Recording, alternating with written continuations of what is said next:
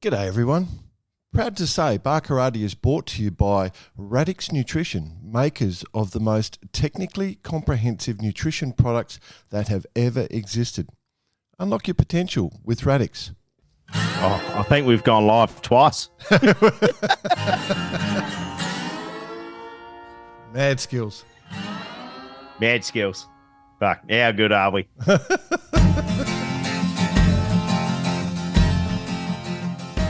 Yep, we're definitely live. We've lost BP. We are live, gents. BP, I can't see you. Where you gone, BP? Where you gone? Mate, BP's not only having tech issues, BP's just having issues in general. Issues in general. Well, I should say, let's just start while we're waiting for him. Hello, world. Welcome to Barkarati the Sailing Podcast 2024 Sydney Hobart Race Update. It's the first one. My name's Jordan Spencer, and along with my two idiots, Mr. Brett Perry, who you can't see, and Mr. Nick Bice, who you can see in this stylish... Is BP there? Where is he? He's gone to his other computer. He's having tech issues.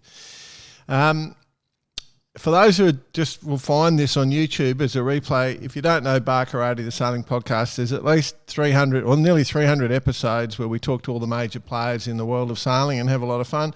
Today, we're going to the Sydney Hobart. It's our first update. The race has started.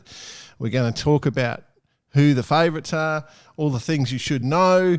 And shouldn't know. And shouldn't know. Am I in? Yeah, you're there, BP. You're in. You're there. By the way, your mum's in as well, BP. I can see Jill. Jill's dialed in. Good to see you there, Jill. Yep, Jan's in. Is your mum in, Jordan? My mum, she doesn't know what a computer is. She's actually older than your parents. Rachel is in with Dave. I'll tell you who I bumped into Dave the other day, by the way, young Bice. Yep. Bumped into one Paddo, James Patterson, walking towards us with my beautiful wife Raquel, and there he was, the Paddo, the great man, walking towards me in the Caro shirt. Oh, there you go. All right. You'll be wearing more than a Caro shirt tonight. Yep. Oh, you'll have a woolen jumper on, I can tell you.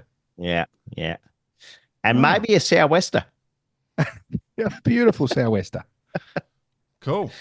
All right, where are we at, boys? How do we do this? Break it down. Go from the start? I think we should. I want to start, if you don't mind, by saying, and this is very rare for me. Genuine. Yeah. Very rare for me to compliment the coverage. Oh, BP. That's their cheap coverage. There wasn't just three. I didn't realise there was more than three boats in this race every year. Yeah, no, they definitely tried to make sure they had that all covered off, so that was good. Yeah, but how was that start, boys? Anything you noticed on the start that was of interest? At 1 minute to go, Comanche was in the whole world of shit for sure. Yep. That's a good way of putting it. Yeah. That was pretty telling, I would say.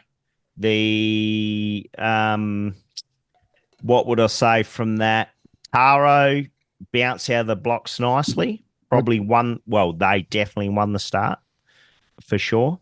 I whacked a lazy 10 on the wild thing to get out of their heads early.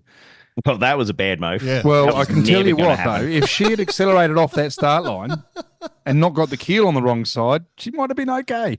But hey, Negatoro. Based on the odds given, I must admit, I personally went to chuck $1.50. By the way, we do not condone betting at all. Wisely. At all. How'd you go though, Bice? Did you whack a few on? No, I got in too late. I got within the 5 minute gun, so I couldn't. Why didn't you ask me how I wanted to go Law Connect for sure at 2:45. For first out the heads. Is that first out the heads. Yeah. Sure. Ask me how I went. Yeah, how'd you go? Put $1 million on it. I got in at 250. Yeah, made a 50 bucker. There you go. Good man. Yeah, every other bastard that backed Lorcanet first out of the heads has sent me a message. So I've got quite a few messages of people with their strategies, which is interesting. One thing we have to talk about the wild thing. If you're going to talk betting, like you could have probably got some good money if you'd betted on wild thing capsizing halfway up the bloody beat. Jeez, boys, how was that? What happened there? Did they not see No, they clearly coming. Willow coming. No, I don't. Yeah, it was. Celestial. It was definitely a crash tack, and then that keel took a long time to come back up the other way. Well, I can tell you now. I do have a source. I'm not sure if he wants me to name him, but I've got about 1 million messages of things that are going on. So this source has said that there are hydraulic issues on the Wild Thing. Yep. So that's coming off. Alive has got rudder issues. Alive's out. Yep. Alive is out. Yep. Retired. And then the Celestial, the V70's A3 is already in pieces. Well, funny you mention it. I would love to read you a little bit of commentary between my good mate Joe Newton and myself. Yeah. Just say, well, one, Celestial's in the shit, given that we didn't go with them. Two, how on earth is URM lower and faster? They obviously blew up the A2, the nylon spinnaker. Yeah.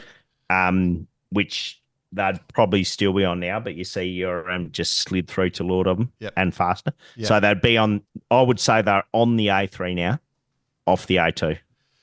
R0 is what I hear. Yeah. So, well, yeah. A0, A3. R0. Row. The row. Mighty row. The masthead row, the M row. Anyway, the interesting thing ahead of this whole event, I think I sent a message to you boys about 4 or 5 days ago saying that Celestial V70 is going to be looking one to watch. Then Josh Torpy sent me a note. Grant Rollerson sent me a note. Everyone, I've got a whole bunch of people all through Facebook. Everyone was on Celestial V70 leading into this. Even Peter Shipway on the Channel 9 coverage was wetting his pants about Celestial V70. Is it out the door now that we've blown that kite? No, give it 6 hours, mate. It won't matter. They will be in third position. Yeah. Line honours. Everyone's backing her. Given the breeze coming in. Yep. Would be my bet. Yep. Interesting, isn't it? Like, she is definitely a lot of people think she's red hot. And, you know, it's obvious, like the conditions are just laid out for her. What about coming off that great first out the harbour? Did anyone back in Law Connect to be first out the harbour and then immediately spend 4 hours trying to unfurl a big downwind sail? What did, now, just before we all say yes, speaking of the Big Tone, episode 286 from memory, off the top of your head. He gave that whole thing that literally happened when you unfurl and the back of the sail gets caught in the furl. Yeah, and it wraps the other way. Spanish number, yeah. Spanish wording, or Spanish term, which literally happened, and they were there they lost probably 2 miles until they got fully flying, and now they're sitting at 7.1, probably tracking about the same pace as Master Lock Comanche. So it was a I'm shame. not sure whether maybe the Northern Territory they would have put terms on that, but not Sportsbet. No. But it was a real shame to see that happen because, you know, they did a great job. Obviously, just nailed the start and then just full match race right out the heads, which was cool. Great to watch. I actually thought the Celestial was looking pretty good upwind as well. She was smoking along up there out of the harbour.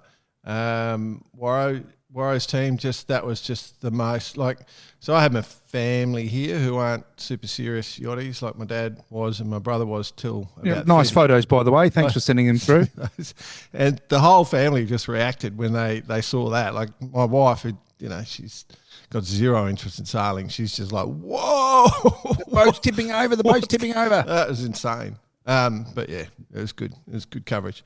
I was interested, all boats using super small jibs. Yeah. Caro, for example, on a 3. All the Comanche, Law Connect, whatever they want to call them, but on the inner forestays, J4s probably. which of course is going to be the sale of choices as a staysel of sorts. But it was very blustery this morning here, Vicey. It was very blustery. Very blustery. Was it blustery? Blustery is the word. Okay. How blustery? Oh, bloody blustery. So what I was thinking that was is exactly, you're half onto it, I reckon. I think that if you'd put a bigger head sail on the forestay, like you've gone to J3 or something up forward, you would have had to put a reef in, I think. And so they just didn't want to shake out reefs because they knew they'd only have it in for a short while, and then they'd want it out. But then also, you got that inner forestay adds to your load of sails that you got up in front of the mast that you want up. So it was probably the most efficient setup. They look good though, didn't they? They look pretty good. Yeah. Well, for me, it was just about maneuverability and just keep it cool. It was, it's a long race.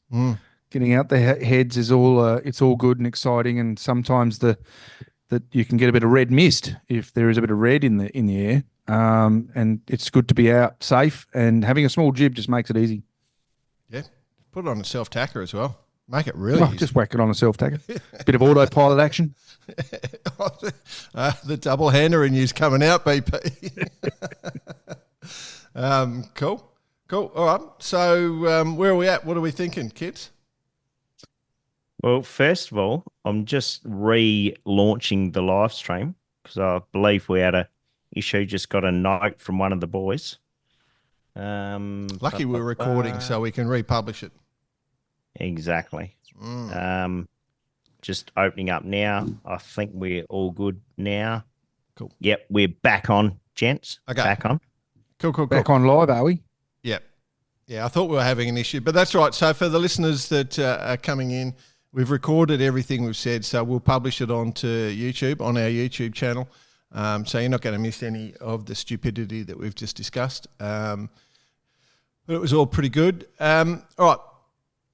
So, all right, boys. Shall we look into this? Go on. Let's just have a little look-ski now at this fella here. What have you got, boss? Sharing now. Yep. All right, you got us there, boys? Yep. Gotcha. Just a quick little run through. Let's roll. Obviously, Marcelot Comanche are leading, as mentioned earlier, by what's that, 7 miles or something? Yep. Which are currently 30 miles ahead of the race record. Current race record. Yeah. 30 miles. Well, at the moment, first 5 hours. That's the predicted elapsed times 1:06:44 on the Masterlock Comanche. It was a 1:05 when I looked about 2 hours ago. But yeah, the front two boats well and truly predicted under race record at the moment. Which is great stuff. Moving to the IRC. This is where it gets interesting. This is where I come into play. Oh, really? do talk. Been doing a lot of thinking the last 12 hours. You put a lot of thought into it, BP. Go on. Love the first part of the race. This is working out exactly like I planned. Where I'm really interested is what happens down off the bottom of Gabo. So it's who gets over this little ridge that's coming up. Now, this is all fairly stock standard. Zeus, Caro. All right, shall I just go to the ridge, BP? Go on, yep. All right, what time's the ridge coming in? About 2 a.m.? Well, let's look at. I'm looking 4 o'clock tomorrow morning-ish. Yep, about there. Yeah, this transition period is super, super critical for what pans out. As you can see, there's the next one, 6 a.m. You can see that there's a bit of a headbutt going on, and it's really fickle. I reckon there's going to be a little bit of precipitation in this lot, and also a bit of guessing as to where we go. Keith Martin, you should write an almanac when you're ready. Well, as you can see, if you go to currents, no, just jokes. We'll talk about that in a second. But it's who gets through this. And I tell you what, if Comanche, Lorcanet, or Wild Thing for that matter, get through this in good shape, then there's another big headbutt on the east coast of Tasmania tomorrow afternoon, which is actually a stop. No wind, perfect summer day on the East Coast. Yeah. So this one here. That one. Is the one so that little perfect summer day there, that's the day you go to the beach with your family, Jordan.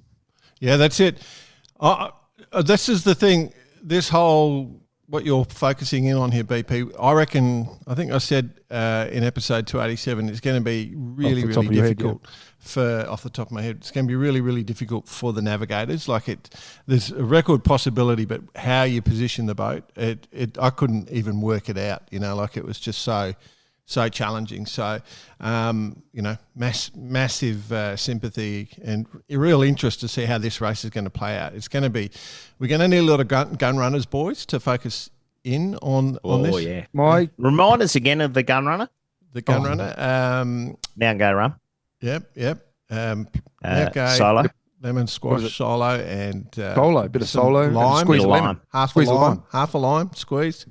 And a lot of ice. And on crushed ice or just normal ice? Just normal ice. Let's not get too fancy. We're yachties. So, yeah, this whole thing is looking challenging. But what the other thing is obviously with that southerly, if the maxis can get as far south as possible, like if I was steering one of those boats. Which is my point to you, exactly. You do everything to get as far south as you possibly can. Well, look. Funny that. Given the heading to Hobart is 179. Yes. You should be a navigator, Jordan Spencer. Why don't you just send it back to where that ridge is actually at the bottom of Gabo there, just down near Bega Cheese. Actually, we should actually... these guys will be well clear of that. Well, that's my point. So my point is that if you look at this one here, right, okay, the big boats are going to be hitting that little ridge. They'll make a decision as to what they do.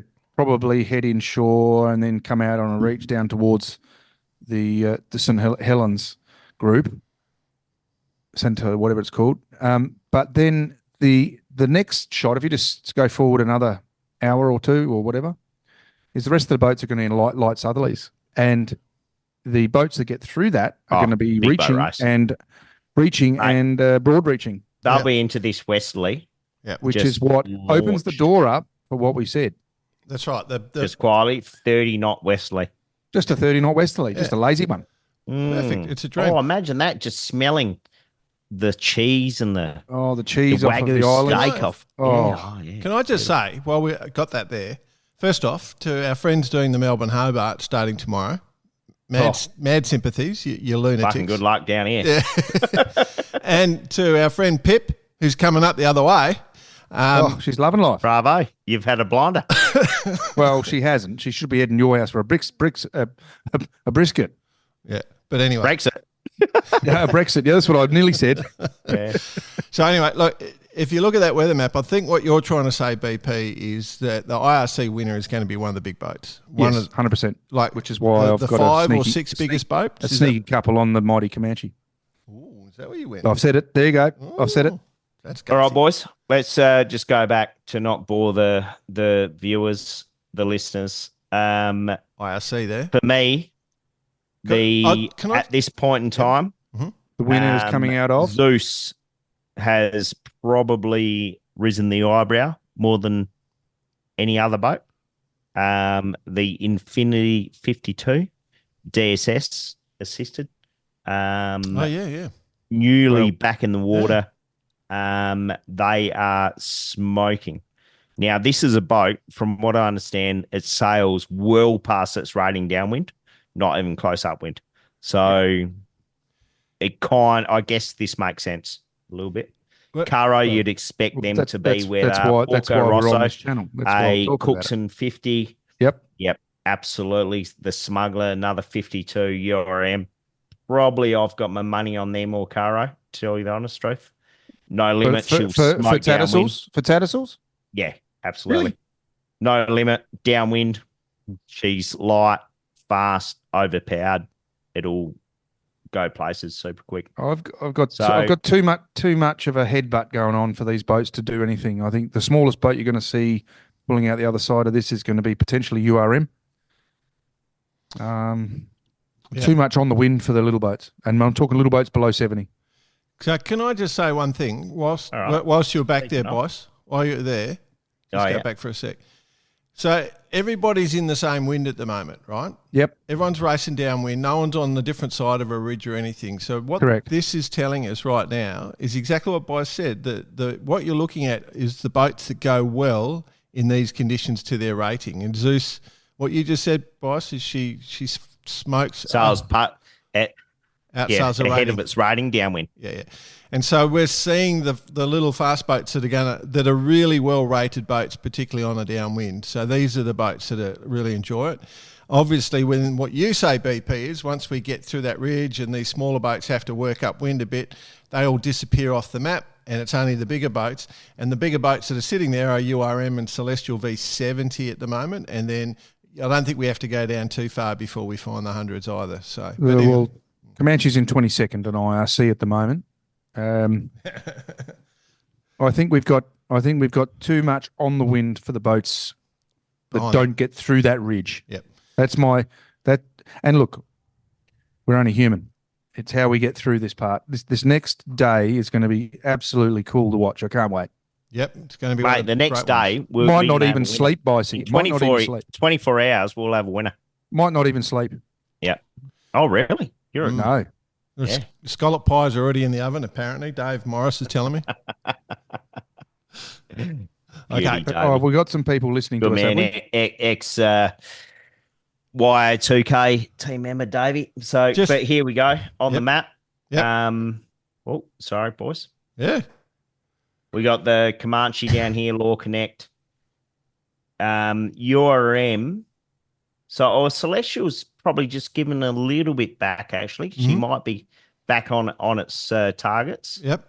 As the breeze increases, which is what we probably expect. And here, this is what I'm saying. This one here, the Zeus, 52-footer ahead of what you'd arguably one of the best 52-footers being Curro. Yep. In current times. Yeah, well, it's a bloody good thing. I mean, it's exciting. The DSS is absolutely performing. It's in its zone. You know, that sort of 130, probably 140 to 90 degrees. It's absolutely primed. Yeah, so perfect for whacking something else in the water to slow your boat down. How many 50-footers have we got? Yeah, perfect to whack another bed out there. How many 50-footers have we got in front of the race record? Well, we got the Curro. We got the Antipodes. Yeah. The Santa Cruz 70s in front of the race record, for Christ's sake. That's amazing. Yeah. It's truly amazing. And then, let's give it Celestial. Centennial 7. Now, this is an interesting story. The boys from Philippines arrived a few weeks ago, wondered if they should get wet weather gear for the race. I think they got some good advice. Nah, you'll be right. Our friends on Ocean Crusaders is right there as well for leading female skipper. Actually had a little tour of the boat the other day with Tomo. Thank you, Tomo, for the tour. Yeah, cool. All right. All right, boys. Shall we have a quick look at the weather again? Yep. Going back. Let's just go back to where we are right now. Yep. Obviously smoking down in the nor'easter. It would be champagne sailing, I might add. Let's just say we are whatever, URM or something. 29 up the ring. Not bad. 29 up the ring. Up the ring. Love it. Average. That's not Gus. Is there any current? You got any of the current? Flip on a current. A bit of current on there. Oh, yeah, I could find that somewhere. More layers. That's it. Yeah. So I was talking to a dude out there. Gus. It's 37 gusts. Hey, now that's windy, boys. Yeah. Let's put ourselves here. 41. Oh, whack it there. That's a 41er. Yeah, that's a lot. There's plenty on. All right. So I was talking to a dude the other day. He was sailing his boat. Where was he? He was coming out of Coffs, and he was going further down south, and he had to scrub off a bit of speed. So he dropped all the sails because he didn't want to get to the anchorage too quick. And he said, with dropped sails, nothing up, no engine, nothing he was still making 5 knots over the ground. He was sitting right in the current. He reckons it was 5 knots. So here we got some currents. We got up to 2 knots here. Yep. Just smoking down here. It's a fairly stable looking current system, isn't it? Yeah, it's a good little I one. I don't see too much gain in current. They're not going to be out that wide. They're definitely going to go inshore from Gabo. You know what that reminds me of, boys? That's just like those travelators you got to catch. A Van Gogh drawing? Those travelators you get in the airport when you're trying to get to the front of the passport queue. You got to just jump onto those. You got to know which one to jump on and then connect them right through. And that's what's going on there. And with the amount of miles some of these pro sailors do, they'd be pretty comfortable jumping from one of those to the next. So as long as they don't miss you're coming to the end of the travelator. Please beware. And then trip over. No, it's a good run south, isn't it? With it, there'll be pretty flat water. It is. Yeah. It's pretty flat water until that little westerly hits, but there's not much there. But the corner of, we've all been there and done that. The corner of at Eden there, which is just south of that sign that says Bega, is where it gets pretty gnarly. So good cheese in Bega. Good cheese in Bega. Who's going to be got their own brand? Who's got them? Put any odds on who's going to be win the Sydney to Eden? Alive has won that. Well, that one Sydney to Sydney. That's Sydney Wollongong. Oh, they went to Wollongong. Wow. Put it this way: there's going to be a few go down tonight on reasons that they wouldn't understand based on high-speed downwind sailing. I'm going to see a bunch of brothers. Interesting. Bunch of brothers going down tonight would be my prediction. Did you see Jill Perry's comment? Hi, Jan. He thinks it's social Jordan, media. Hey, Jill, why don't you, Jan, and Jordan's mum get a little WhatsApp group going? Yeah, that's the way. Matthew Price. Bella is out now. Alive's got motor issues. That's interesting. Oh, Jeremy Ray, you're on my boat, mate. You're floating my boat. So Jeremy Ray, Comanche, every chance for a double. Grant Rollison, what happened to Alive? How many more boats will bite the dust? Well, I know for a fact that Grant Rollison has forecast that only 80 boats will make it south. So, Jeremy Ray, wow. Well, remember actually one of our podcasts, there was one of our keen listeners gave us a bit of a breakdown of the breakages in different Hobarts. Mm-hmm. So upwinds and downwinds. Yeah, there was my prediction about there's going to be a lot of rudder breakages tonight. Yeah, rudders based on upwind and downwind. Yeah, different breakages for different conditions. Yeah. One thing I do think we forgot to talk about when we had a look at overall placing and race record, the map where all the boats were. I just wanted to ask one question. I think it's that. Yeah. I just need to move all my other shit up here. There we go. That one. Now, BP, where would the X2 be? Be in Hobart already. I reckon would be somewhere up around where Comanche is. How good would that be? I think Swartzy came on our little feed when I did the invite and said that I would bring it up. Swartzy, I didn't bring it up, okay? Oh, yeah. No, that was me. But Swartzy did, and we're bringing it up now. Well, probably be around about here. Yeah, around about there somewhere. But give me a year, okay? Yeah. Mate, as for a rainbow, well, they'll be eating scallop pies already. So. Oh, absolutely, they would be. Jody Shields, I reckon the boat with the best corrected time overall will win the overall. Oh, there we go. Peter Swartz. He's a good man, isn't he? I tell you. Yeah. Peter Swartz has come on and said, I didn't bring it up. What's he? All right. Cool. So we've touched on what time tomorrow, boys? Okay, we're going to go 8 a.m. Sydney time, aren't we? So 7 a.m. When we're saving the curtains, where you save curtains up in Queensland. So 7:30. 7:30. I'm on holidays. All right. Dave Morris, hard running, broken egos. Yeah. That'll be good. 7:30 a.m. Adelaide, 8 a.m. Sydney, 7 a.m. Queensland. And the rest of the world, work it out yourself. Yeah, basically. Oh, Jeremy Ray, change is just going through Melbourne right now. Oh, the old Port Phillip Bay warning. Yeah, that's it. I do want to. Do we have any Vendée updates? Anything we've been watching the Vendée, or we'll do that tomorrow morning? Yeah, maybe a bit more research required. Yeah. Well, it's been pretty busy today with the cricket. Today's been a busy day. Some young smart ass fuckeroni just ripping the Indians to pieces. Unbelievable. Puckaroony. Hey. All right. Unbelievable. What a day in Australian sport. Yeah. Cricket. It's great. Sailing, good work, Channel 9. Yeah. I've got to say, great work, Channel 9. Fantastic effort. The only thing they didn't cross to Lisa enough, I reckon. Lisa's got a lot of good information. Nor us, for that matter. No, nor us. But, hang on. We didn't do anything. But Lisa, they gave her a run. She did a great job. I'd love to see more of Lisa on the coverage. So good luck to her. And congratulations, newly engaged, Lisa Darmanin. So whoever the bloke is for himself on the America's Cup sailor. All right. So overnight, let's see what happens. Heats going on. I think it's too early to say too much, but based on the shortness of the race, we should actually go into 6-hour skeds ourselves. No. Oh, hang on. No, that won't work. No, it won't work. Cool. All right. But awesome. I think we're all in agreement it's going to be really, really interesting. Like what's going to play out is going to be full bore. So tonight's going to be all on, boys. All on. But I'm laying on the line early. Love your work, everyone. And what's that, BP? I'm a double up, Comanche. Double. Overall. The double. I'm going for it. I'm laying for it. I'm going for it. All right. Nice. All right, boys.